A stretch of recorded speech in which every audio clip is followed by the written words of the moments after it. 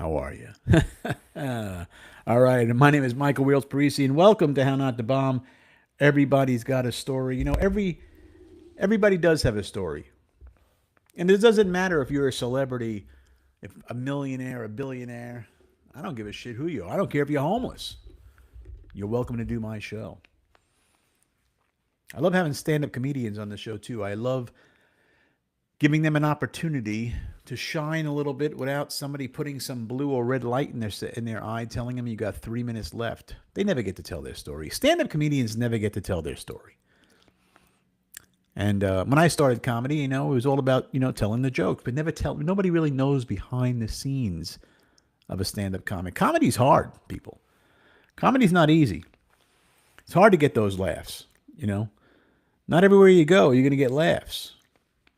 It takes years and years to hone that. And I am going to talk about a new book that I wrote. I did write a book. I'm going to give it a shameless plug. The name of the book is called How Not to Bomb: The Complete Guide to Stand-Up Comedy. This is everything, right in the book. Everything they don't teach you and everything you need.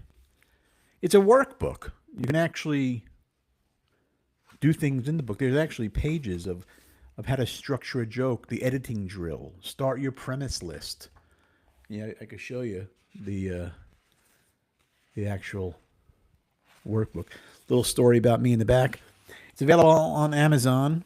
You can get it in hard copy. You can get it in soft paperback, or you can get it in Kindle. I recommend getting the paperback edition of How Not to Bomb because you want to work it out. This is a book you want to keep with you while you're doing your shows, because you want to keep it in your backpack or your back pocket. I don't care if you have to fold it up.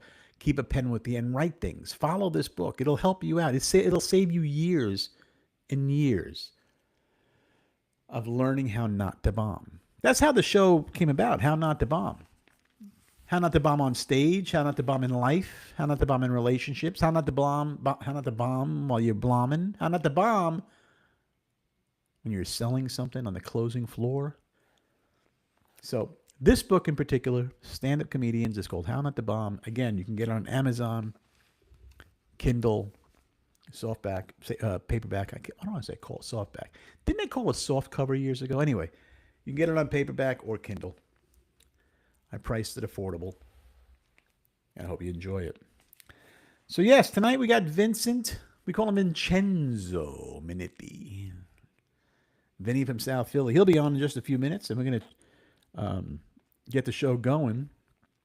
Vinny has a lot of things to talk about. I'm going to let him in the show right now. He's waiting backstage, everybody. I want you to put your hands together and give him a warm How Not to Bomb welcome. Ladies and gentlemen, Vince Minetti.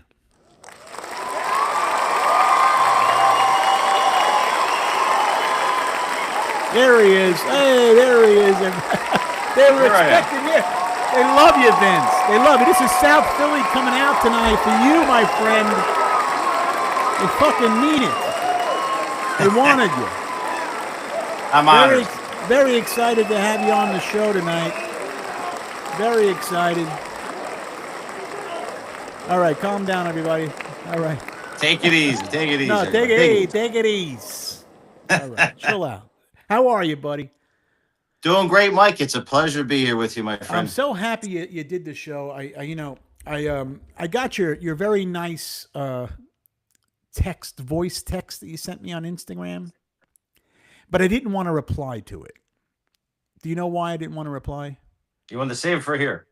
I wanted to save everything for you. I didn't want to let's talk, let's communicate. Then before you know, we're talking about shit on the phone, and then it gets spoiled, So I, with all due respect, and I didn't want to not let you know the reason why. I just wanted to make sure it was cold opening, and you came in. But I did my research on you. You're a very well-liked guy, Vinny. Do you know that? Very well-liked. If you say so, Mike, thank you. It's not me. It's not me saying anything. It's the people out there just love you. It seems like you have a wonderful, wonderful following of people that just really love what you do, and you apparently have done a lot for the community. So you grew up in South Philly. Is that where you grew up, in South Philly? Yeah, so born and raised right near the Italian market in South Philly, 9th Street as we call it. Parents came over from Calabria back in the 60s. Oh, Oh, okay. You're So Calabrese too. Very good. Me too. Testadura, as they call it. Testadora, Gabadosta, they call it too. So yeah, and grew up back then. It was still like early '80s, which was a beautiful time, and still a lot. I mean, my block at that time was all little old ladies, just like Brooklyn, just like a lot of these neighborhoods, Queens. Sure. Little old ladies that were making Sunday sauce, Sunday gravy, and it was, you knew everybody. Everybody looked out for you, It was your and typical Italian American neighborhood. And I think you can plug and play in any big city neighborhood or Italian American neighborhood. It's going to all be the same for the most part.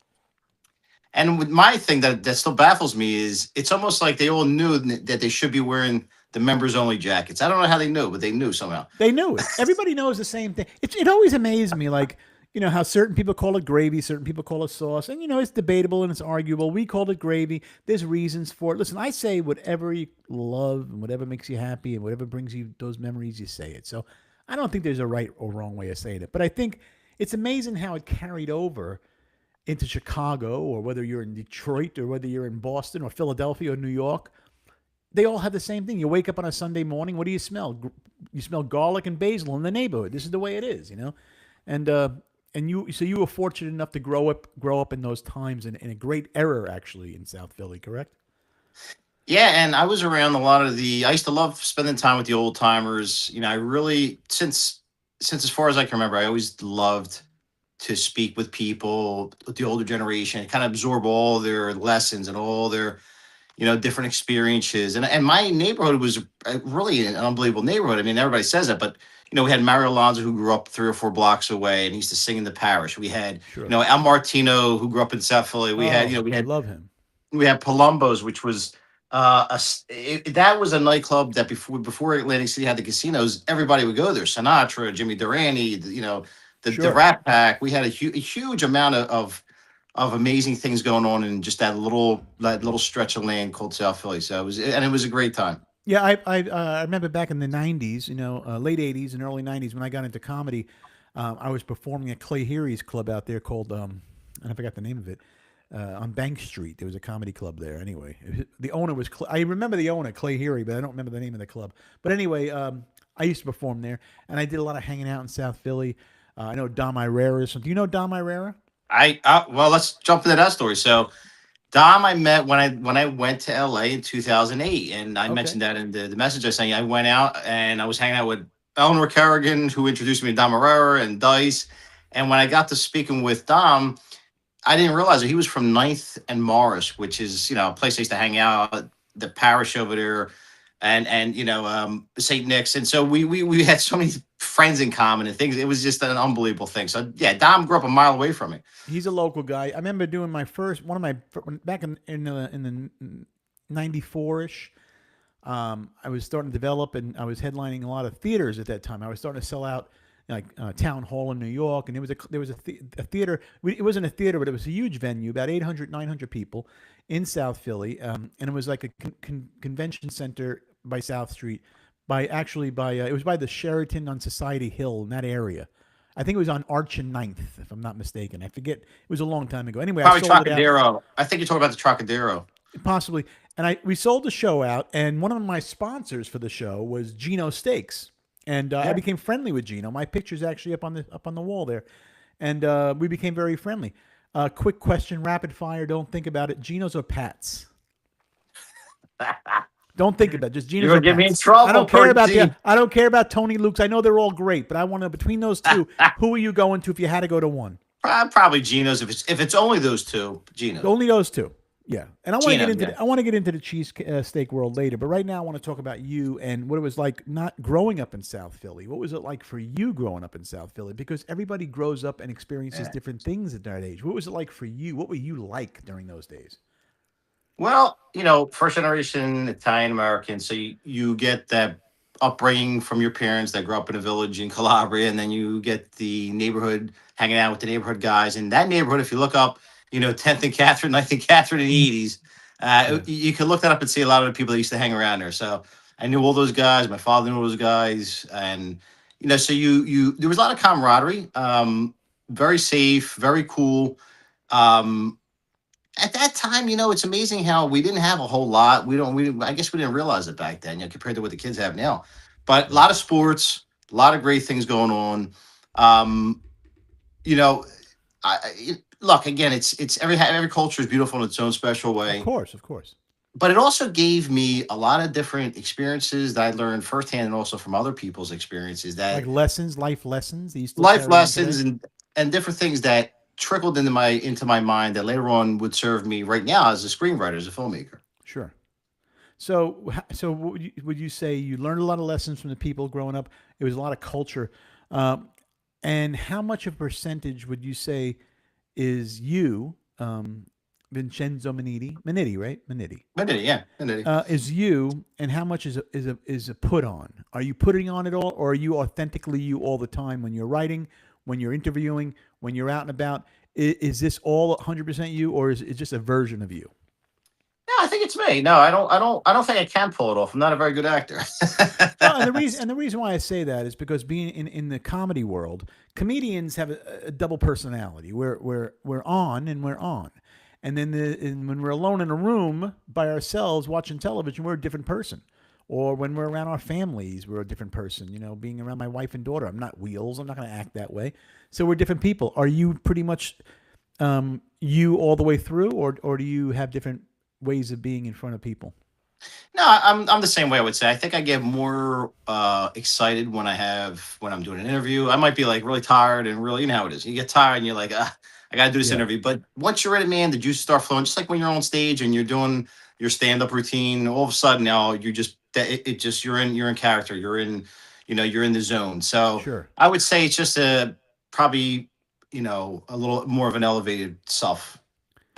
Are you a thinker? Are you always trying to come up with ideas and things to do? Since you're a screenwriter, are you always coming up with premises and writing them down? Are you constantly working, or is there any downtime with Vinny? No, I'm always thinking, man, and my brain is always going to a fault because then you start to get, my brain starts to get, I start getting tired by 3 o'clock. I'm like ready for bed. So my brain is always going, Yeah, as comedians do too. You got to keep the notebook. I remember Don Morata had a Beatles Yellow Submarine book that he would write down all, and he carry around with him. So yeah, it's yeah, pretty cool. But yeah. You so have to have you got to something. have that. I always, I never wrote a joke on paper. I've talked about it before. Never wrote a joke on paper. I try to be organic when I'm on stage. So I'll come up with a premise. I'll write the set list, a one word of what I'm going to talk about, and I just kind of go off on it that way because I believe in it being authentic every time I say it. And then of course, it becomes repetitive, and you just know the joke. And if you, to me, writing it down in comedy, different from what you're doing in comedy, when you write it down, it almost sounds rehearsed. So I always never did. I just keep it organic. So when I say a joke on stage, even if I'm doing some of my old classics, it might sound a little different every time because it's organic. That's how I do it. Have you ever done anything like that when you're writing? I mean, it's hard when you're a writer. You have to kind of write it down, I guess.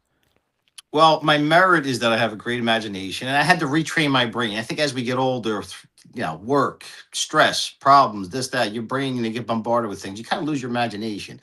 Right. So recently, last few years, I've kind of tried to retrain my brain into becoming that young kid again. Okay. Like that 10-year-old, 8-year-old kid that has nothing but imagination, because that's really the trick, and I think the secret behind being a good storyteller, filmmaker, or whatever. I So I've agree. done, and by doing that, but my flaw is that I can forget. So what I do is I have to write down just snippets of things that this way I have some kind of recall.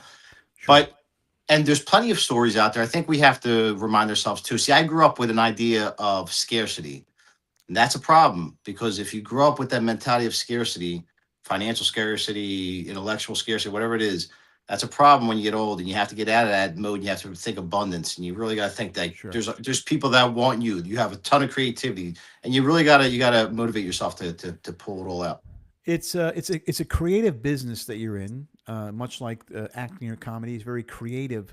In a sense, it's also if you only keep it creative and never treat it as a business, don't you think it never becomes a business? It just stays creative. So you want to make money from what you do eventually. We all want to make money. It's not all about the money, but you also have to know the business end of the business. Don't you agree?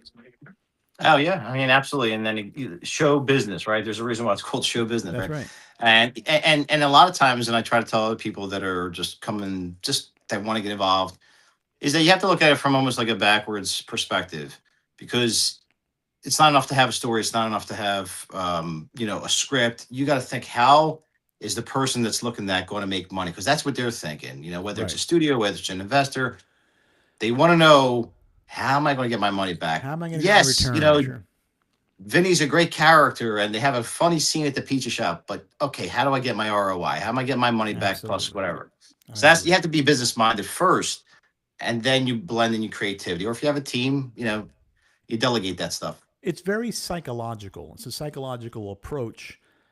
It's psychological, it's emotional, and logical. You have to be able to juggle all three of those. You have to understand the psychic behind it. You have to understand the logic behind it, and you have to be able to write and create emotionally. So you're dealing with all those three, and you have to know how to control each one. Very manipulative business. Very manipulative.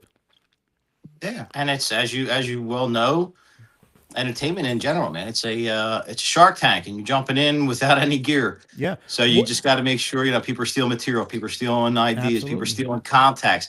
One of my biggest problems now I'm realizing is, which I don't, you got to watch, I guess, but you know, people that are in my own circle that are, you realize they're in your garden plucking your apples, and then they're bouncing on the other side. So you got to watch who you have around you. You got to have loyalty. I'm old school, man. I'm old My thing school. is, you got to be loyal. You can't sit on the fence. You're either on team Vinny or you're not. Then see you later for good. Loyalty is everything, and I think you have to keep that circle close to you, and you don't want to keep it open where you just let anybody in, right? Now, because what they'll do is they can drain your creativity, can drain your resources. We had that again. We have the movie that I did, the short film called Washington Ave, is my first time out. Man, this thing won 12 film Yeah, festivals. yeah. And it's and I'm bragging, but I'm bragging because an appreciation of my cast and crew. They did a great job. What inspired that film, Benny Washington Avenue? What was the inspiration behind it? So for years, been writing, doing screenplays. Now, of course, on a side note, been busy raising a family. Married, 3 kids, doing pumping, doing what I got to do as a father and a husband. Sure. But then I had this little bit of an opening. I said, I'm on social media. I'm seeing it happen. I'm seeing people do things. I think I just want to jump in, and I wrote this screenplay. As with all my screenplays, you start writing, and all of a sudden the characters become alive. They take on a life of their own, and in a weird, bizarre way, they just bring the story to you. And Right. so I had this concept about this protagonist. I put it in my neighborhood, literally where I grew up. You can watch it on YouTube. It's free under my channel, Inside Hollywood with Vinny, and it's called Washington Avenue. And so you'll see, like, the opening scene is the guy looking up at the parish where I was baptized, and the Italian market, with the fire coming out of the stainless steel drums out there, and it's a story about it's, I don't want to give it away because it's short, but it's really a story about a person who is having a little bit of a midlife crisis at a fork in the road, and he has to remind himself what is honor, what does it mean to live a life of distinction. And Sure. so it's a great, and it's well received. I'm really proud of it. And it had Freddie Gano, who played the lead, did an amazing job. Great actor. Were there any challenges while you were making it? Did you have to overcome any obstacles and challenges doing the film? There was a lot, and to be honest with you, I mean, for a 15-minute movie, we did a 2-day shoot. 2 day shoot? It was a 2-day shoot. We did Wow. it. We had great guys down at the Twin Shop in South Philly, and Esposito Porchetta let us use the place very kindly. And we, I had to write it, which that was the easy part. Writing it was the easy part. But we had rehearsals. Freddie, again, he took the other actors under his wing without me even asking, and really helped with that. That was a big help. But you run into problems when you realize that, okay, you have a skeleton crew. It was shot beautifully, but then you realize a lot of noise coming in from outside. There's a lot of, this is not right. That's not, there's, Right. it's a little tight in the spaces. There's a lot of problems you run into. But that's also why I did it, because I wanted to get all these experiences. I wanted to make You any want to mistakes I learn. had to mistake. I really did it for the experience. I didn't never thought it would win any film festival. I really just wanted to do it for the experience of it. And through the grace of God, it came out beautifully. So you won all these awards. How did it feel to you when you started winning around the world awards? I mean, how did it feel to you? Here you go, 2 day shoot, 15-minute film, shot on in South Street, South Philadelphia. How did it feel to you when you won the first one? Then all of a sudden, bam, bam, bam, bam, and they just started pouring in. What happened? Well, they started selecting them. Like, they were, I was starting to get these notifications that, it's been selected, and I'm like, oh wow, cool. Just to be selected, I'm happy with that. Great, and then all of a sudden, You won one in Rome. You won one in Athens. You won Amazing. one in. And I'm like, wait a minute, this can't be true. One in LA, one in New York, one in Ukraine. I'm like, geez, I'm like, this is great. Wow, this is really like people really like it. So, but and I had it was tied up for film festival for a good year, and then finally I just released it. And I said, you know what, I just want to put it out there for free. Look, it was something from the heart. I want other people to enjoy it. I wasn't looking to make money from it, so that's why I put it on YouTube. And so I'm going to watch it. I didn't know that you could watch it on YouTube. You can watch the whole 15 minutes on YouTube. Yeah. When you mentioned Esposito's Porchetta, the store, I have to say, I make porchetta. I make the porchetta myself. Oh, nice. And I would have to go as far as saying, and I've had Esposito's, and I'm going to tell you, it's probably the best I've had. I mean, I got to give it to you. Whatever they're doing, however they're doing it, what they're doing, this is an operation. These people operate. They are doing it the right way. It's all there. So Esposito's, great shout out to them because they're wonderful. I didn't know that was one of the locations. I happen to love them. I mean, like I have a deep passion for Esposito's. Maybe a little too much. You know your food, Mikey. You know your food. Well, it's part of my bit, and that's also something that I did before I got into comedy. Obviously, what about you? Before social media took off, and before you got on, what did you do? What do you do? I mean, really? I mean, does anybody know what you actually do? I don't even know what I do, Mike. A little of this, a little of that. I started out in the I food do and beverage things. How's that? I do things. I got Never a guy. mind. Look, I wore the Italian chain for you. Okay. So what I did was I started in the food and beverage industry. I started at 13. My first job was the place I mentioned before, Palumbo's. I was a busboy. I couldn't even see over the tables. Another great spot. But I was, it was a great spot. And then I worked in all the neighborhood spots. Dante and Luigi's, Ralph's. I went on, and then I went on to Center City. I worked at Four Seasons. I worked at Ritz Carlton. I worked in Beverly. I worked in Il Fornaio in Beverly Hills on Beverly Drive. I know El Fornaio very well. I used to eat there quite often. Yeah, unfortunately, it closed. I think it was almost a year ago. But and that's a funny story. Which, if you don't mind, I'll jump into that. But before we jump into that, I want to get into that. Il Fornaio. Before we get into that, when you say you worked, what did you work in the food industry? Were you in the behind this? Were you back of the house, front of the house? Always. What were you doing? I was always a waiter, front of the house. But I'll tell you what, I was one of the smart waiters that didn't fight with the chefs or the cooks in the back. Okay. And I remember times. This would probably be like something out of. You didn't throw all the tickets all at once to the line. No, you would watch your tickets. Right. I would space it out before I fired it. But I would always I used to get them drunk. I would be the bartender would give me like, and I didn't. Being like 15, I didn't understand alcohol, so I would get like a big, huge iced tea cup or iced tea glass full of like VO, and they would love me back there, So it's a good time. So they excused you a few times. So anyway, back to El Fornaio. Oh, also another great spot in Philadelphia that I used to go to was Bookbinders. I heard they closed. Also. I worked there too. Did you? I used to love their snapper turtle soup. Me and my friends used to go there all the time. Great spot, Bookbinders. What happened to them? Why'd they close?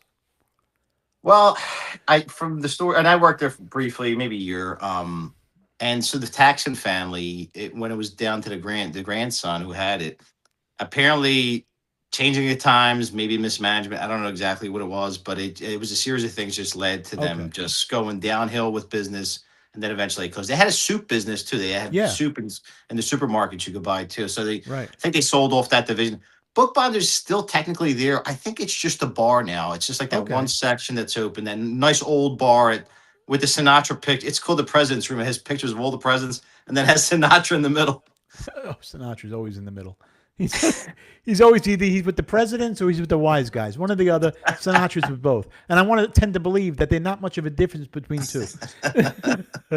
So what happened with Il Fornaio? It closed about a year ago. I used to love that spot on Beverly. It was a great spot. A few spots in that area. I lived around the corner from there. So what happened with that place? So I was there again, 2008, man. Bright-eyed and bushy-tailed from South Philly. And here I am with all the palm trees and an amazing rush of dopamine. So here I am in Beverly Hills. I go to Cafe Roma. Giovanni, that was my spot. I was there every Saturday, Cafe Roma. That was my spot. That was a hell of a spot. We used to hang out with. We used to sit at Joe Isgro's table all the time. Everybody was there. Giuseppe Franco's, Richie across the street. That was my neighborhood. That was my hang. That whole area for like 10 years every Saturday, and then during the week, of course. Yep, and listen, all those guys, man, Mulberry Peace. Giovanni Fry, he's still here. it's amazing. But the guy there named Giovanni, he was Calabrese too, if I remember correctly. Uh-huh. He hired me right on the spot. I started, talking to him. We're talking to Tad. You're hired. I want you to work. Okay, all right. I'm hired. I walked down there for an hour later. The woman there, let's, we'd love to have you. I said, okay. So I got hired the same day, two different spots. So you working? You And were I didn't juggling. know any, so no, I didn't know any better. So I took the job at El Fornal, but I should have took the job at Cafe You should Roma. have took a cafe room, and you would have made more on the side. Well, I would have made more friendships for sure. A lot more friendships. I mean, there were deals. Everybody used to hang out over there. That Yeah. was the spot.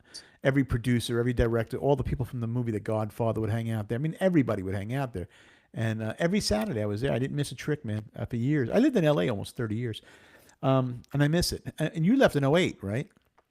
Yeah, I stayed a year, and then I don't know. I just kind of got like, well, this was fun. What am I really going to do? At that point, I wasn't really interested in the filmmaking industry. Although that's where I think the seeds started getting planted. Uh-huh. But I decided to go back to Philly. And again, at that point, I had my parents in Italy, so I would go back and forth to Italy a lot. And but it was unbelievable. So I hung out at the Comedy Store. I was doing, Eleanor Kerrigan. She would give me. So She would Eleanor's a let. very, you mentioned Eleanor's a very dear friend of mine, of course. I know Eleanor pretty much since 1990. She was engaged to Dice for a little bit. Steve and Dice is my best friend. So yeah, me and Eleanor, very big history. Steve Simone, one of my favorite people. I know Great he's guy. living in Florida now. Great guy, Steve, from Philadelphia. He's the next generation of comedians after me. I was one generation before him, and he's doing great. And he always gave me a lot of respect. But yeah, both of them dear friends. Yeah, great guy. I gotta get Steve on the show. I know also you mentioned Joe Isgratz, another guy we gotta get on the show. But so Eleanor was really cool, man. She, like I said, she brought me around Dice. She brought me around the Comedy Store. I experienced all that. At that point, 2008, it was kind of like on the downtrend. I think, I didn't know a lot of the people, but I do remember seeing Mascalco there, Bobby Lee there. And it was pretty cool, man. And everybody's pretty laid back. I did a little open mic, and it was pretty good. But I remember being there and like them talking about how it was haunted or something, and all this Yeah, oh, crazy definitely. stories. Oh, yeah, I got tons of stories. And I'm actually doing the comedy store.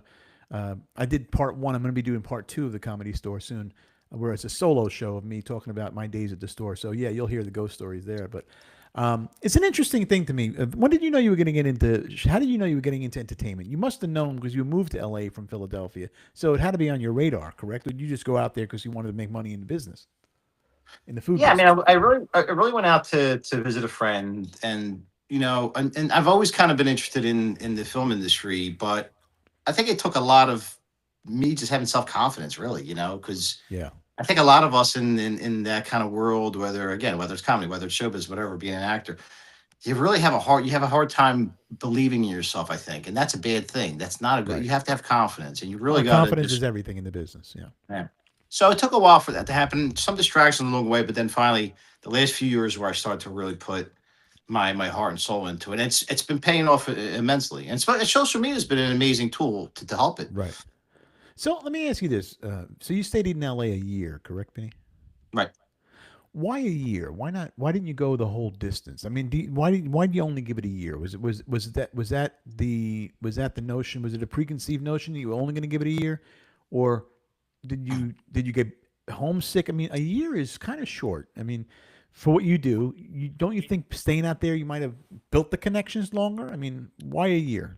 I think it was immaturity. I really do. I think at Okay. that I mean, I was like 29, 30 years old, and I think I still was, you know, uh, I was still, like they say at the time, mamado. I wasn't Yeah. really, I wasn't I didn't have the confidence in myself where the vision I think if it were now, I would have no problem. I would go get an apartment, even if I'm at, if I'm living in Koreatown, whatever, and I would just make it happen. I would do what everybody else does, starve and make it happen.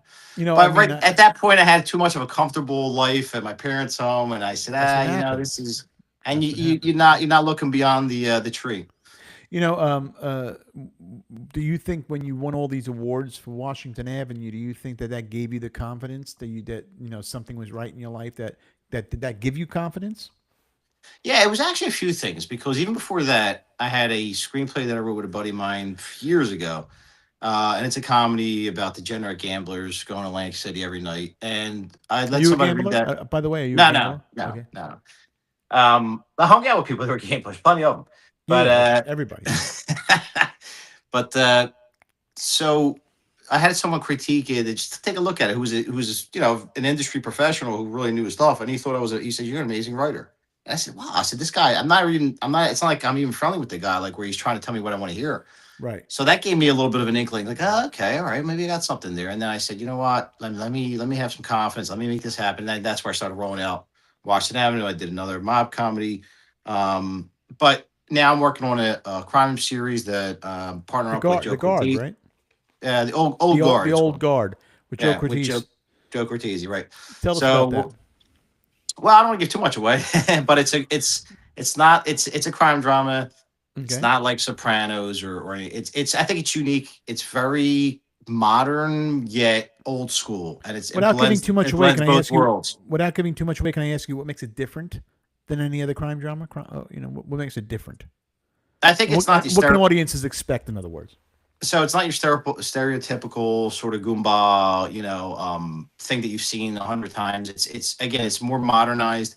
It deals with some realities that today people probably don't want to accept. And it has all the cultures. It involves the government. There's a lot of different twists. There's probably at least 7 or 8 subplots to it. Okay. It's very engaged. Um, but it is reminiscent of sort of like that old school Godfather esque type of theme too. There's a theme with that too. But I think I'm very excited about it. I'm just about you're right. You rewrite. You write these things and you clean them up and you keep rehashing them. But Can yeah, I I'm ask you and what I'm period? What period is it? it's current period, modern Okay. times. Yeah. Modern times, and it's a series. Yeah, it's going to be, that's we're pitching it as a series, which I think could go on for many seasons because there's a lot of content behind it. The old guard. I like the name, the old Yeah, guard. What a great name that is. yeah. So you also have a podcast, Inside Hollywood with Vinny, correct? Yes. And you've interviewed some amazing people on the show. One really clicked with me, and that was Michael Madsen. What kind of experience with Michael Madsen? How was that experience dealing with him? Because he's such an intricate personality to deal with, and I know that because I've met him a few times. How was the interview with that? It was really amazing. I'll be honest with you because I'm like, holy crap, I'm talking to Michael Madsen here. So he was very kind. He was at the time, I think he was just filming. I'm not sure what he was filming, but he was in a hotel room. He took the time. We did a Zoom call. I mean, looking back at it now, I mean, that was such an amateur setup that I had, but look, he was cool. He was happy to do it. He was very personable. He didn't rush it. He wasn't annoyed. He was very kind to me. He says, look, he says, I was filling up gas, at the 76, and I never thought I would have it was a trucker. He's like, I never thought I would have a life like this. So he was Yeah. very appreciative. Where's He he did. from? I think he's originally from Chicago. Okay.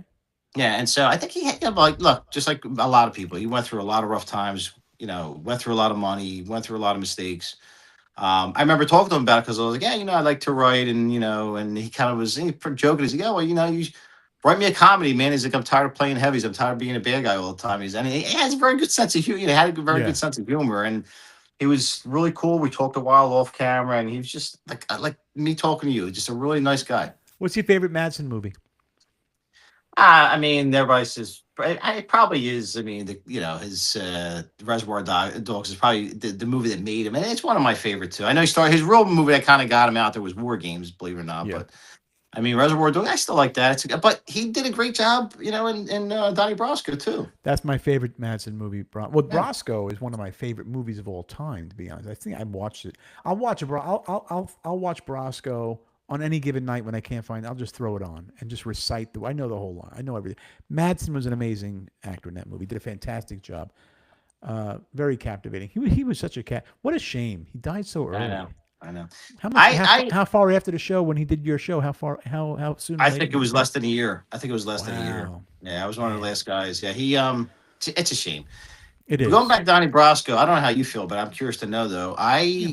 I just did. I have some people either love him or hate. I had a problem with them casting Johnny Depp for that character. I just don't. I could never get Johnny Depp being, playing that character. I can understand why you say that. I can. I think Depp did a fantastic job with it. If you looked at the real Donnie Brasco, Joe Pistone, and you listen to him and you watch his actions and interviews, and then you think about Depp, you can see why.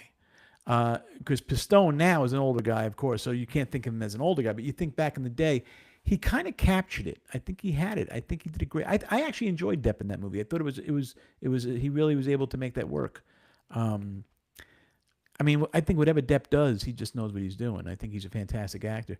But yeah, I can understand why you would say that. But have you ever seen Joe Pistone, like his interviews? I mean, I watched some of the interviews with him. I guess. I mean, I guess if we're talking about how well he did of a job being Joe Pistone, I can get that argument. I guess my thing was him trying to pull off like the New York accent a little bit. I was like, I don't know if Yeah, if I get yeah, it. You know. right. No, I can understand that. You're right about that part. Yes, but when you watch Joe Pistone, his accent's not that thick either in New York. So he's kind of got that bit of a different. He's choppy. His accent's more Yeah. professional because he's an FBI agent. Where I think he's not the New York yo this and that. So I think Depp kind of played the professional New Yorker. Could have been. I don't know. I enjoyed it. I don't know who else would have played him though. Who else do you think would have played Pistone? That's I mean, that's a great question. I don't know. That is a great question. I don't. There's a rumor going around too. I'm not sure. I remember hearing somewhere. I don't even know if it's true or not. That may not even be his real name, Joe Pistone. That might even be a made up name. that might even be made up. It's amazing nowadays because there's so many people in the witness protection program who are mobsters and of course FBI agents as well. I think it's so watered down now, like Pistone, but he still protects it. He still protects himself and still does the anonymity, and he's all about putting a shadow on his face and eyeglasses. And I don't really think anybody's out to get him anymore. But I mean, you have higher profile guys like Sammy Bulgravano and all these other rats out there that are higher profile that don't even cover their face up. You got a million of them: Dom Sicali, Borriello, all these idiots that are out there, just ratting it up. But Pistone, who is a trained FBI agent, still is very undercover. It's amazing to me. Yeah, that's a good point. I never thought of it that way, but you're right. Yeah. Well, I mean, I think the thing too is when you engage with some of these guys, and I watch social media. I don't engage with that whole conversation. There's a lot of that conversation, especially with South Philly. This that. I mean, Yeah. my whole thing is like again, go back to the old days. Like my dad was very friendly with Angelo Bruno. We knew, I know all those people. We grew up with everybody's Yeah, kids and Joey grandkids. Merlino and all these guys. Right. I know all those guys, but the thing is I don't engage and I don't comment too much with that stuff because you're not supposed to. Like you're in New York, I understand. Like Correct. you're not really supposed to engage with that kind of stuff. You're Right. not You're supposed to be not involved supposed with that stuff. And I think a lot of people they almost they look at it like it's a sports team or something. Like this is my side, that's your side. It Yeah. gets a little bit stupid. And the other thing I remember too, a lot of these guys is I don't know why they go after these people that are cooperators and they want to antagonize them and they want to embarrass them because you're not embarrassing someone who's a cooperator or an informant. You're going after a government asset, Right. and don't think for 1 minute the government isn't just waiting to go after you. It's Correct. all they're getting provoked into doing something. I don't understand why any of these people get engaged in. I don't either. I mean, I've had a few people wanting to do the show on my podcast, and there's a few I turned down flat. There's one that I actually I'm probably going to have on the show. Who he's not a rat though. So he happens to be from South Philly, and he'll probably do the show, but we don't know when or if or how. But we have been in communication with one of his people, so we'll see. I'm not against it. I mean, I feel it's all respecting each other. As long as you respect each other, know what to say, know what not to say, know your p's and q's, and don't make anything up. Just have a nice friendly conversation. You can still have a conversation with people. Yeah, and look, I mean, that's the whole thing. You're supposed to maintain professionalism, especially if you're, a quote unquote influencer. If you're out there, be professional. Sometimes we slip up, we get emotional, we get stupid, but you gotta be professional. I don't know. I think How do you it's like being an influencer? I know you got a lot of fans. You developed quite the following. How'd that happen? yeah, Mike. I gotta start making some money now. Hey, you and me too. You and me both. I got to I go gotta back on the start road getting. again. I'll start getting some merch. I'll be the only person that probably buys it. But anyway, I'll buy. these Hey, guys make money out there. if These you guys if you were gonna buy merch, what would your if you were gonna sell merch, what would your shirt say? What would be one of your things? I actually have some, from Washington Avenue. I mean, and we had the premiere in Philly. They premiered at the Philadelphia Independent Film Festival, and I got these shirts. My buddy Joe Yai, he got me these shirts, And like I sold some there, right? But I'm like, I don't, I want to, I'm like, I feel stupid to put them up and say, hey, you want to buy a shirt like on social No, media? I you gotta got to start doing do that. that. You got to do that. You got to do that. Look here. I'll give you a shameless. I'll do a plug.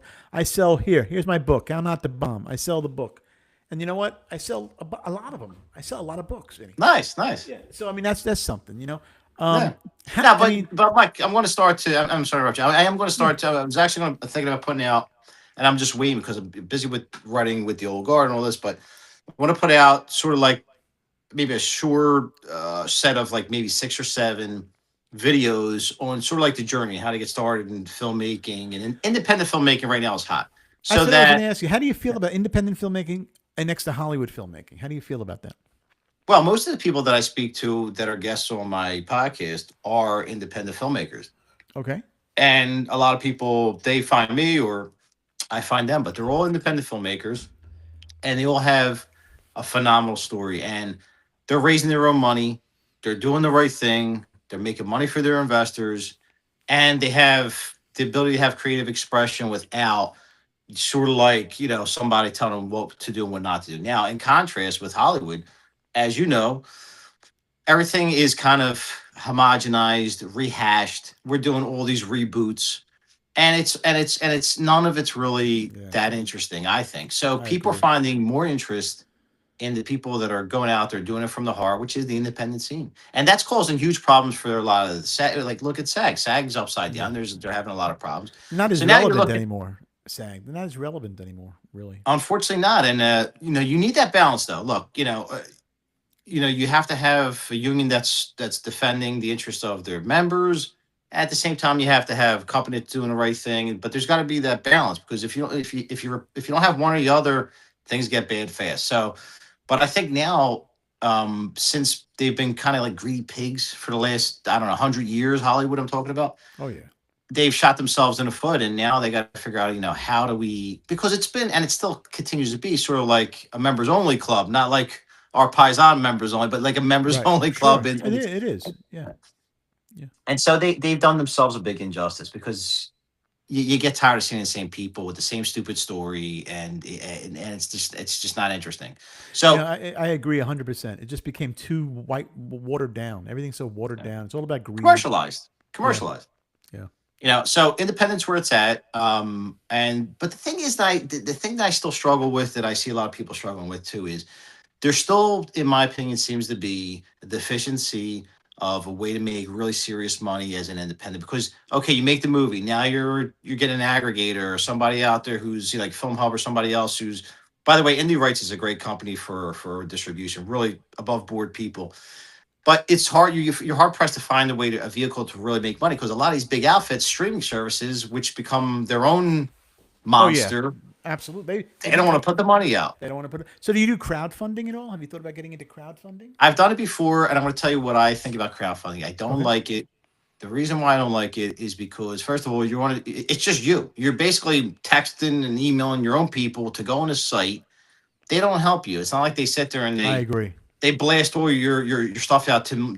I'd be happy if they blast that to 100 people. They'll blast that to nobody. So Yeah. all they do is they're just a payment collector. That's all they do, and That's they all they take a do. cut out of that. They take a cut out of all your friends' pay. But Yeah. so you look at Shark Tank, okay, and they'll always say, "Did you know? Oh yeah, we started out with a Kickstarter campaign and we raised $3 million." I if I did a Kickstarter campaign and just had to rely on the people I knew, I wouldn't make $3. So, but there are ways to make money with crowdfunding and Kickstarter and things like that. And I think you have to actually pay for optimization for it to go out there to find angel investors from you to invest in your project. It's not just share it with your local people. You could do that. That's like the free version. You'll make $80 maybe. But then you can actually, there's tiers of that where you can go out and get that big money. But there's ways of doing it. Apparently people are doing it. No, no doubt. Now, I mean, my experience again with crowdfunding, we did it, it worked, but it was like a second job, man. And I'll tell you, two brothers that were really good at it. One of them unfortunately passed away, got rest his soul, were the Mahal brothers, and they were the kings of crowdfunding. I mean, they could raise, I mean, they raised millions. Unfortunately, like I said, Sonny Mahal passed, but they were really good at it. But the reason why they were good at it is because they built a community over the course of years. They built a reputation, so that like when that popped up, it was like people, it was a no-brainer for people because they would get credits. They would, you get a producer credit, or you get some sort of create, great T-shirt or some kind of perk that was interesting. My way, I think that I see that's been successful is product placement to down to a neighborhood level. You go to the dealer, the car dealers, you go to the lawyers, you go to the funeral parlors, you go to, Right. and hey, maybe you need to shoot it in front of a place, maybe you plug them, maybe you give them a line, but you gotta be creative. I have found ways though to make it really work though. I have. Guerrilla marketing, grassroots. It's all Right. about that. Yeah. Being in touch with the neighborhoods. Like you said, you had Esposito's give you a Yeah. location. These are the ones you want to do, and it helps the community. It's like people buy local, and indie films. What you do is the same concept as buy local. Support the locals instead of the corporates. I mean, you want to, everybody goes to corporates. You can't get away from it, but you support the locals as much as you can. And I think that's what's great that you do with your movies and your series. Is your series coming out going to be all Philadelphia? Well, it's not going to be just one location. It's the premise though. It centers around South Philly. We're going to have New York's going to be involved, which is going to be an interesting thing in its own right. Jersey, Atlantic City. So it's going to be sort of an East Coast, tri-state kind of the thing, and it could go beyond. So we're going to see. Of course, it's still in the stages where it needs to be developed. We got to find a showrunner and a buyer, and we'll see where it goes. But that's not it. I'm still, again, I have my little cheat sheet of different projects after that. And people are coming to me now that are interested in making a film. Hey, could you write this for me? And I will. Like, so if anyone's out there or they want a screenwriter, I'm happy to take on a Sure. project and we'll make it happen. I will say so. Here's a guy, um, Vincenzo Minuti, right? Minetti, Vincenzo Minetti, starting out in the business, goes to L.A., stays out there for a year, goes back to Philadelphia, ends up writing a movie, short film, killing it with that, winning all types of awards. Not a lot of confidence, correct? Um, Gained that confidence and was able to now still keep the momentum up. What's the advice, Vinny, that you would give to somebody who lacks that confidence, who was in the same place as you, and they want to get into it because they have a passion for it, much like you, and they're young and they're starting out? And would you give them any advice of the do's and do nots to start in the business?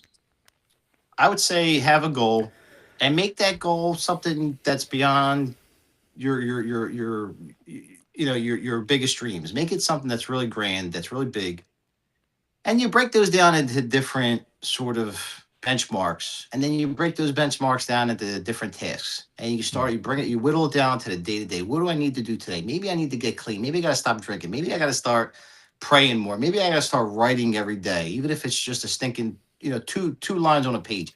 But you got to start doing things. You got to start to push yourself to do things to build up. And it is possible. You can make your, whether you want to be a comedian, whether you want to be an actor or a filmmaker.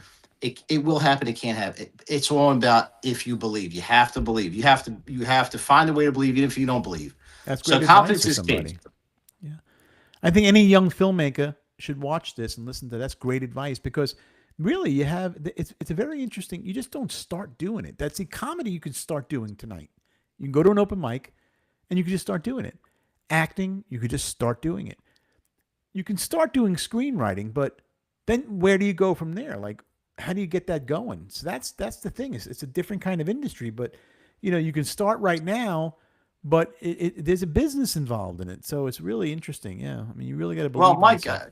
I'll give you a couple more pieces of advice with that too. Is if you don't know where to start, you surround yourself with people. Whether you join a Facebook group or you just start to network with your local theater, or find an outlet where you can talk to people that are like-minded that you can learn from and that'll take you Right. under the wing, and if you always find that Virgil, like I say, you always find that Virgil, that mentor, that person that'll take you under the wing, and you learn, and God will just send people your way, man. He really I will. As agree. long as you apply yourself, people will come into your life. You're like, wow, how did this happen? How did I get this phone call? I don't know.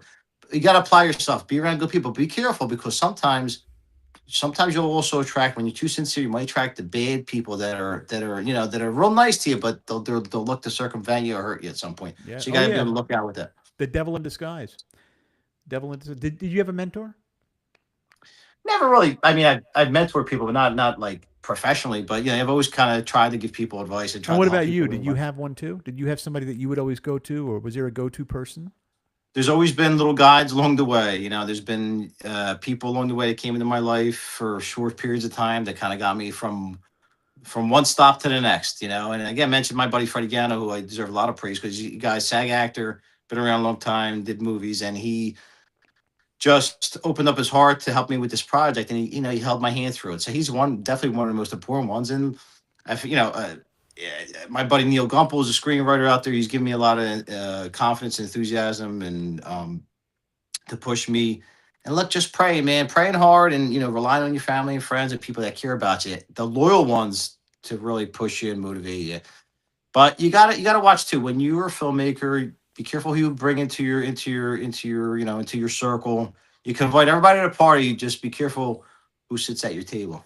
How about you, Calabrese's parents? How are they with it? Being that's they're old school. I know certain ones are good. My mom was Calabrese as well. Was great with what I wanted to do. How are your parents? Were they supportive over your career? Yeah, supportive, proud. It's funny because it reminds me of a story by that happened to Frank Capra, right? Frank Capra, amazing Sure. filmmaker. It's a Wonderful Life. He did a million things, and he told a story about how he went and he brought his mother to an Academy Award. They had this big Academy Award ceremony, and he won. So he tells his mom, "Are you happy, Ma?" And she says, "That's nice and everything, but when you want to get a real job?" That's all they care about. They don't care about the That's fame. Italian mother for you. That's all they want to know. When are you going to work? Yeah. How are you going to make a money? And I would say to everybody out there, which I teach my kids this too. No, I don't want to, because we grew up on this too. Get a good job. No, that's not going to happen. That's not going to work anymore because you're always going to be a hamster wheel just trying to get week to week. Find yourself a good practice. Find yourself a good business. Find yourself a good profession. Forget about That's right. working. That's You right. got to find a good profession. If you're in show business for the money, you're in the wrong profession. Because it might not happen. It's beautiful if it does, and you're blessed if it does. And thank God, I've had a wonderful career, Vinny. But it could have went the other way. And if you're in it just for the money, you're in it for the wrong reasons. I agree. And look, I mean, there's a lot of things where I look back and I said, you know what? I thought that was really not possible. But yet, and everybody said, like, nah, that doesn't happen. I said, damn, it did happen. So you never know, man, but you never know until you try. So you got to try. You got to give I it a agree. shot. Take I your agree. shot while you can before you get married, by the way. Take your shot. You got to take a shot. I think Sylvester Stallone said that in Rocky. Didn't he say you got to take a shot? Yep. I interviewed his brother. And I mean, that's a hell of a story in itself, which we don't have time for. But I have an interview with Frank Stallone. If you go to Inside I Hollywood know. with Vinny, you can I saw watch it. some. I did see some of that interview. Um, with Frank. I love Frank Stallone. Actually, I think he's a fantastic voice. He's got a great voice. He's a great performer.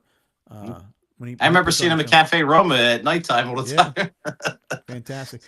So let me ask you this, because we got to talk about a little bit about this, because I mean, we don't have a time limit here, by the way. We're not counting the clock, but we got to talk a little. And you're from Phil. We got to talk about the cheesesteak because you know. No, because it's going to come up, but it just has to be.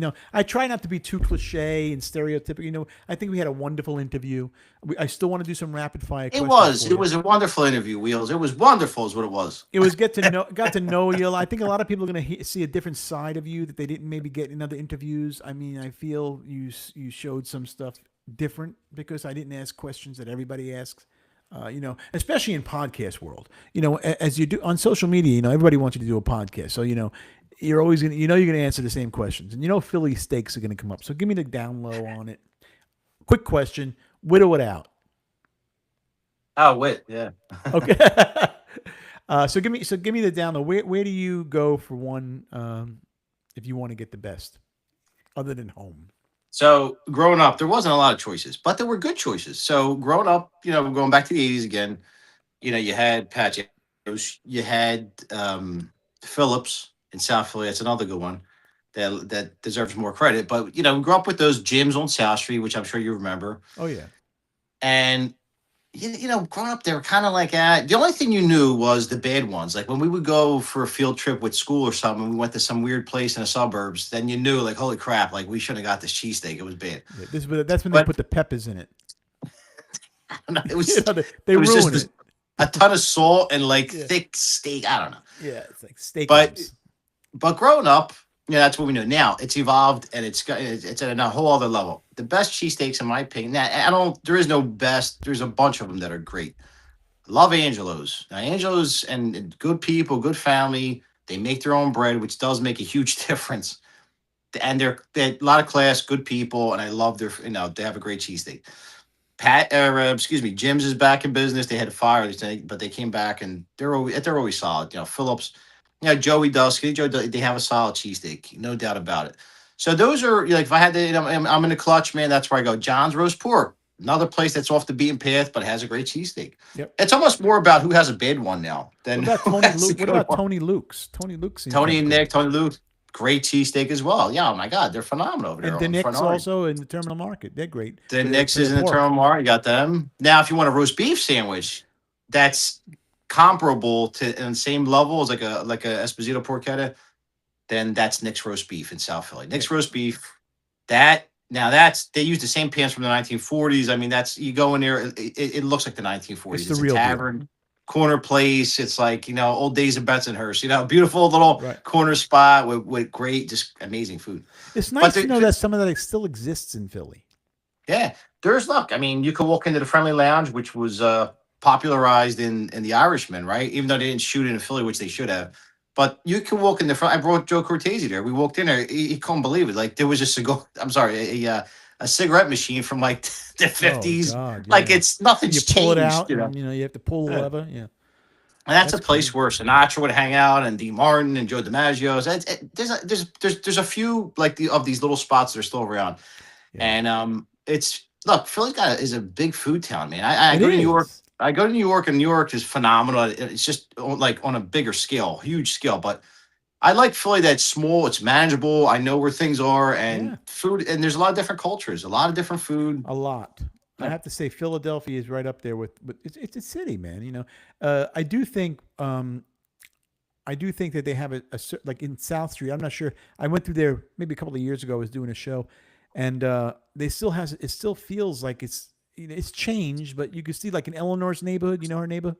Yeah, yeah. It was very much the same, really. She even Well, says, I'm sorry. Yeah, her old neighborhood, like Second Street around there. That's a strong Irish crew, man. They keep their neighborhood solid. They don't tolerate any riffraff. They keep those streets clean. I give a lot of credit to the two streeters, man. yeah, do a they good job. really. The neighborhood wasn't. It was like, wow, this has kind of got some charm to it. A lot of people didn't infiltrate there. They didn't move in and start taking over.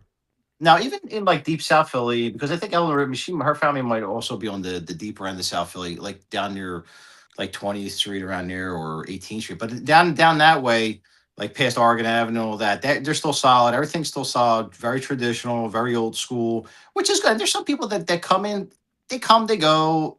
There's really no problem. I think a lot of people are realizing when they come, they have to assimilate sort of because they love our culture. So you come into a neighborhood, you're loving the food, you're loving the people. Why would you want to change it? So Right. now my neighborhood where I grew up in the Italian market area, that started gentrifying like in the late 80s, Yeah, yeah, early 90s. So we got that kind of early because it's closer to center city. So we got a lot of Right. that, which is fine. But everybody looks, forget about what you hear. Philly is relatively a safe city. There's not really a whole lot going on. There's not that crazy stuff and the stuff that's going on. That's in like the bad areas that unfortunately you still need to. What about get. that one area where they have the fentanyl bend area, King something? Yeah, or- K&A, How- Kensington. is and that true? Alexandria. Is it truly like that? Have you ever been down there just to see Yeah, it? it's gotten better. I think that look, if they want to make it better tomorrow, they can make it better. I know that sounds like an exaggeration. No, but I agree. you could get all you need is you call in the National Guard, you get collaboration between the state police, the local police, and the DEA, and you just start getting people in recovery, get them off the streets, and just spray everything down, get the drug dealers locked up. That's it. Done. You know who they are. They're the ones that are nicely dressed and not leaning over. Yeah, disinfect the whole fucking neighborhood. Excuse my language. Yeah, just disinfect it. But that's just getting like even in parts of like in New York where I have buddies of mine too up there. It's just like it's the same crap. But it's because look, now this is a long story, but they benefit from it. These same people that are destroying these streets are the same people that are helping these politicians get elected. Trust me. Right. I agree. So it's a bigger problem that we could solve anyway. Have you thought about doing a documentary on Philadelphia, different neighborhoods?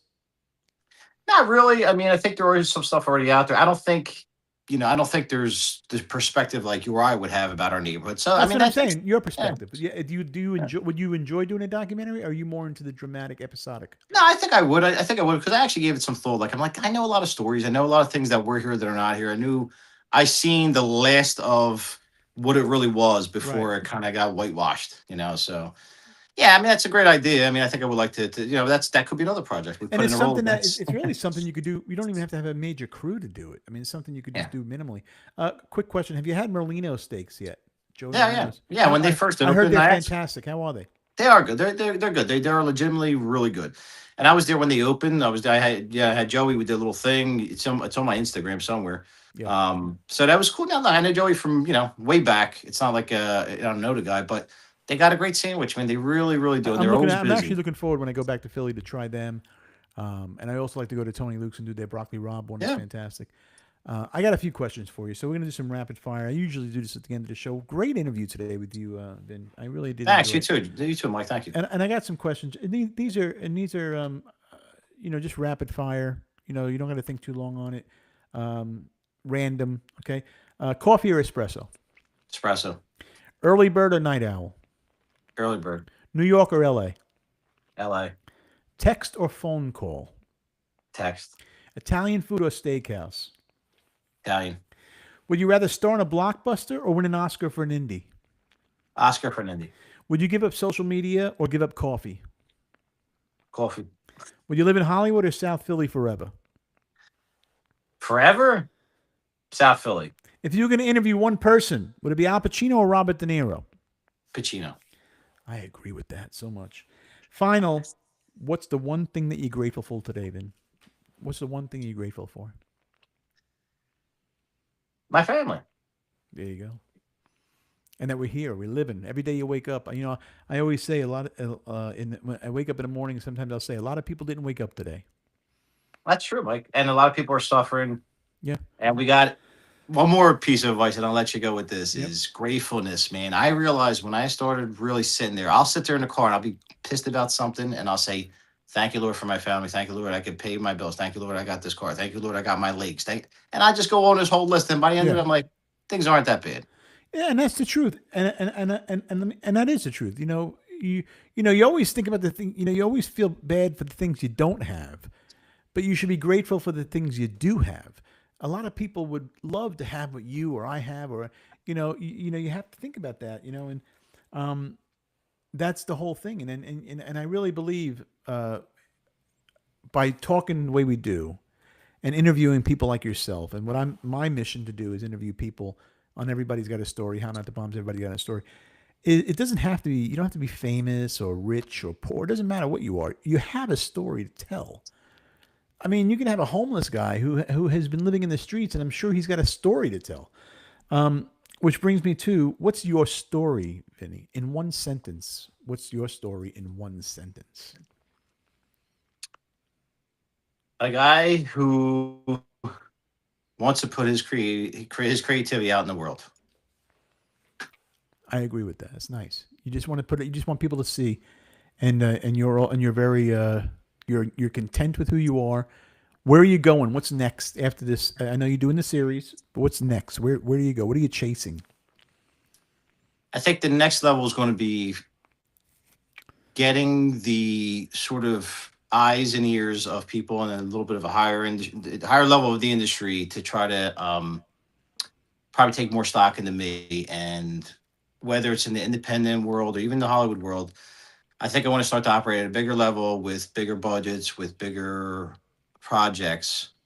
And I want to see primarily my screenwriting career really flourish and become a person that can make, more of a career out of it. May or may not mean I have to move out there to LA. These things sometimes are a little bit different now. It's a smaller world now, but I'd like to get back to LA at some point and at least sort of, I actually have one project that I really want to do. And the only way I think I can do it, it's a love story based on some real events, is if I go out there and I go lock myself in a Chateau Marmont for a week and write this thing. You want to finish the job, in other words. Yeah. Hey, That's Ben, it. it was really such an honor to have you on the show. I really appreciate you doing it. Did you enjoy the show today, by the way? How did I you? love that. I think, Mike, you're an excellent host. You really are a very very personable. You're very good, and I Thank get you. a great vibe from you. And you're very professional, so it's an honor to be here. I appreciate you having me. I appreciate you having it, ladies and gentlemen. Let's hear it. Let's hear it for Vinny from South Philly, everybody. Let's hear it. He really. I know, no, I know. They Thank love you. you. No, they love you, and they're looking forward to watching it and seeing all your products, your projects come alive, and do the right thing. No, I know. Thank you very much. No, it's very nice to have you. Quite very nice. They They're love so you. kind. Those people They are are. so kind.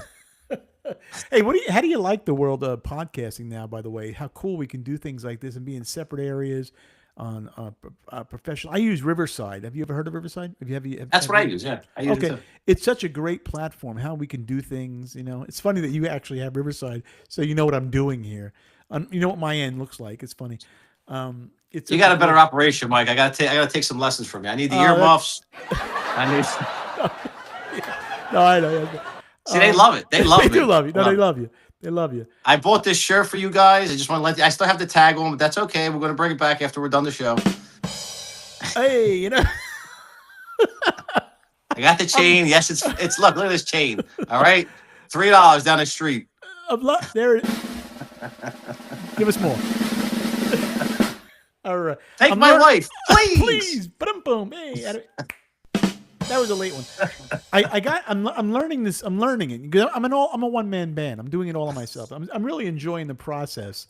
I'm thinking about bringing on a producer. I had a producer at the beginning of the show, but at the beginning of my journey on How Not to Bomb, and it was great. He was the producer of my old podcast, I Do Things, and he also produced my. I had a very big podcast with Dice called Rolling with Dice and Wheels, and Tony Lizio was the producer, and he's still a great friend of mine. And he was producing the show at the beginning.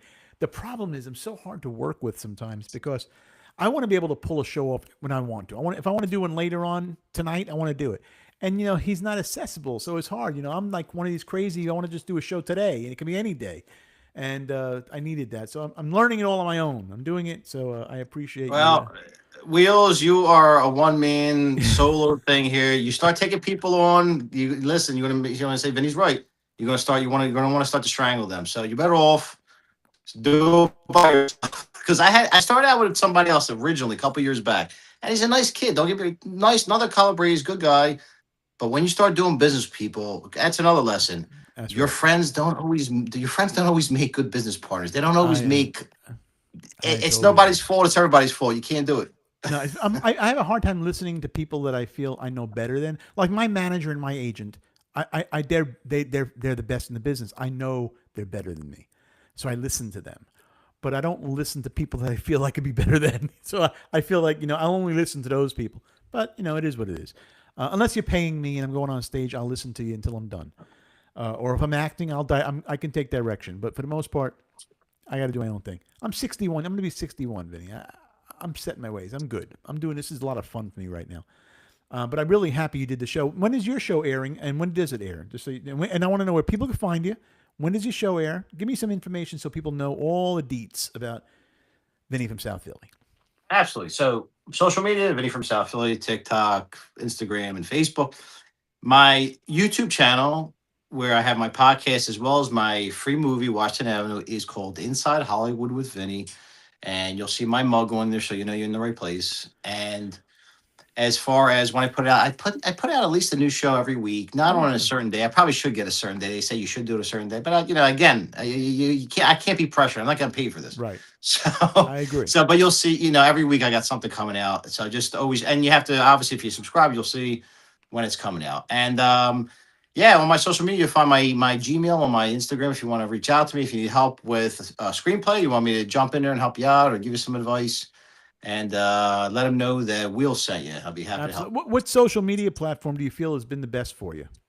I'd say Instagram because it's really where I probably got about 50,000 spread out across everything, but I have about 24,000 on Instagram. And that's just, I'll tell you what, I want to be brief with this. 3.5 years ago, I had I didn't really like Instagram. I had it for a while, but I was like, and then somebody kind of turned me back onto it. I might have had 50 followers, but then I started realizing, what, you could be really creative. You kind of have fun. You could socialize. And I seen it as a really big opportunity. And it is because once you start, if you do it right, you grow a following. That's a big advantage in the entertainment field. I agree. Instagram is my favorite too. I do like Facebook for certain things too because I like using Facebook groups. I think they can be very helpful. Oh, big time. Yeah. I'm not a big fan of TikTok. I have one. I just can't penetrate it for some reason. I can't penetrate that TikTok. It's tough. Social media, I have a love hate relationship with it. I love it more than I hate it. But the reason why sometimes I have a little disdain for it is because one is I get really upset when I see that you guys like you and I are grinding it out, trying to build a following, trying to do the right thing, enduring barely any views, and then you get a person who buys followers, and they Yeah. all of a sudden they have tens of thousands, 100, 300, 400,000, and they're all like names you can't even pronounce. You Yeah. obviously know they're fake. Oh yeah. And so it just and that's why I hope social media really needs to crack down on stuff, because it really delegitimizes people like us. Yeah. And I don't know if you know my business, how I make my money. I'm a consultant for restaurants. I restaurant consult. And people can go onto theparissigroup.com. You can see it. And I also do a lot of I do social media management for some businesses. I have some clients all over the country, and I have restaurants that I deal with them and do what they call the restaurant diagnostic, which I developed. And so that's where I make my money and do my thing. But I noticed in social media itself, it's such a hard business to learn, and you can't worry about what other people are doing out there. You can't think about it. You just got to focus on what you're doing, and you got to know where you want to go with it and how do you want to reach these people. And if you just focus on what you're doing and how you want to reach these people, the algorithms will pick up your vibes when you're posting what you're doing, and it becomes just natural and organic. And I'll tell you, when I was before I interviewed you, and I had put those posters out. People love you, and I said that at the beginning of the show. You have a beautiful follow people that really want to see you do well. Vin, they really want to see you do well, and they stand behind you and they support you and they're proud of you, and they have this is a sense of pride. And I noticed that because I watch everything when I'm putting something out. I am a businessman, and I watch things that go on, and you have a huge support team. People love you, and they want to see you keep on doing what you're doing. They want to see you keep on putting out the work that you're putting out. They love that you love Philly, South Philly especially, and that you want to keep on doing. So they just love you. I had to tell you that, and I know you see it too because you're sharp. But it's just amazes me. Some people, don't have it, but you have that support team. So I think that's wonderful, And I appreciate you coming on the show to share your journey and your life's mission with us on How Not to Bomb. Thanks, Mike. That really means a lot. Thank you for saying that. Thanks for you guys out there that he's talking about, that you guys are supporting. I would ask anybody or any of my followers, please extend the same love and friendship, and make sure you're supporting Mike and following and subscribing to all his channels and supporting him just as much. Cool, man. Hey, man, it's been a pleasure. I appreciate you coming on the show, Vin. And you have an open invitation. If you feel like doing a show one night, say, give me a buzz. Say, hey, listen, you want to do something? Let's do something, and we just go on and do it. It doesn't matter. We're not fancy here at the Parisi house. We're not fancy. We're sausage and peppers guys right here. That's right. Potatoes and eggs all the way. I can go. Nothing wrong with a nice potatoes and egg sandwich once in a while. Nothing wrong with it at all. You're making me hungry, Parisi. You're making me hungry. I got to go eat something now. One day. You and I will just do a show. We'll do 30 minutes just about food. We'll talk food. Since you're back of the house. I was back in front of the house. You're front of the house. I was back in front, and we could talk about the crazy business that we chose to make money with at one point in our life. Right. So, how to make the real carbonara? How to really? Yeah, we'll have that show. That'll be a great show. We'll just talking food with Wheels and Vin. Sounds good, man. All right, well, it's been my pleasure, Mike. I love it, brother. Thank you very much. We'll see you soon. Thanks for coming on the show, Vinny. Take care, guys. Thanks again. Have a good one. Ciao. All right, everybody. Well, thank you very much to Vinny Minetti. Great guest. Thank you for listening to How Not to Bomb. And I appreciate all the listeners. And we're growing. The show is growing. And once again, if you want my book, How Not to Bomb, you can go on Amazon. And it's available in paperback and available in Kindle. And it's the how-to guide. Everything you want to know about stand-up comedy, how to start. And it was a great show tonight. I appreciate everybody. And we'll see you again. Real soon. We gotta. If anybody wants to be a guest on the show, you can always, email me. Not that hard. I'm out.